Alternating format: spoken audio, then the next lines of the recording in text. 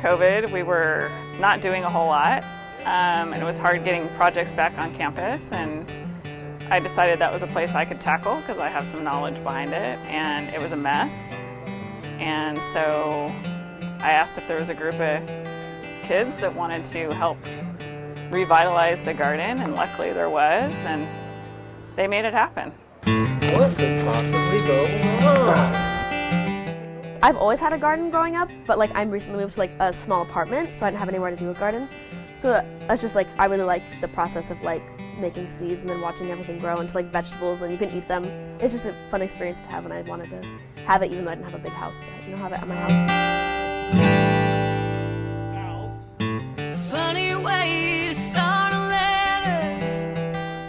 I talked with Christian about how the garden was doing. It was kind of a mess.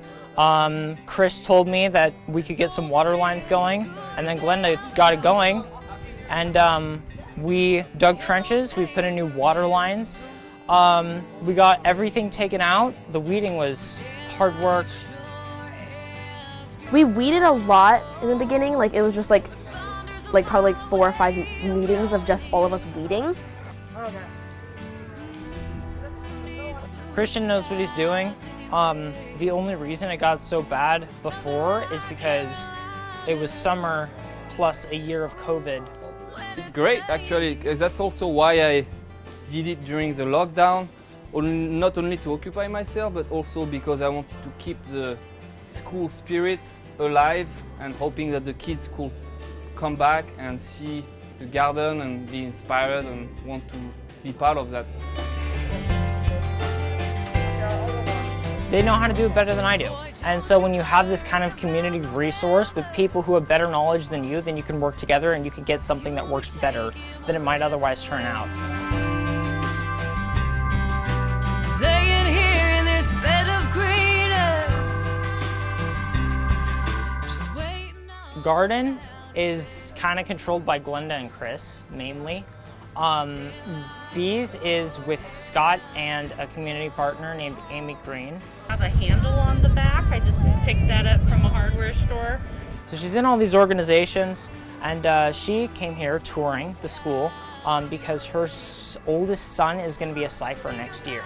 We've looked for the regular, all the females we can see easily. There's a possibility that the queen is on. I was just going to say, I see a drone who tricked me. I thought it was maybe our I queen. don't see a queen.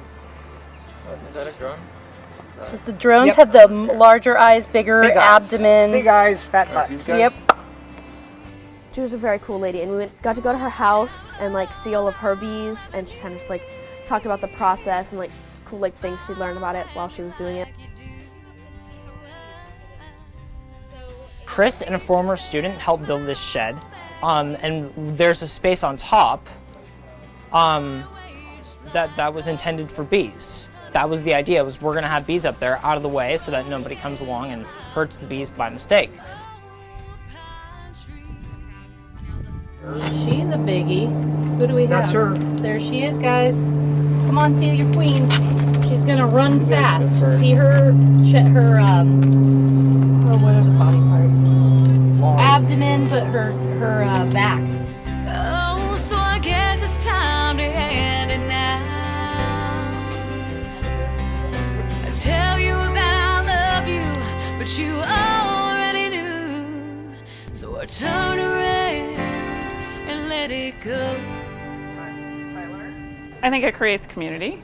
It gives a sense of purpose on campus, and to me that's the biggest thing.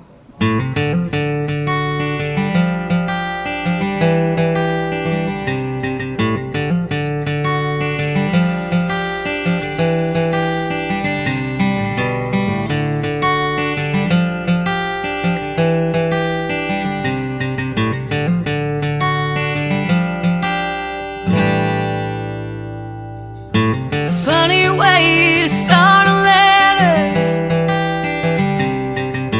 Out here waiting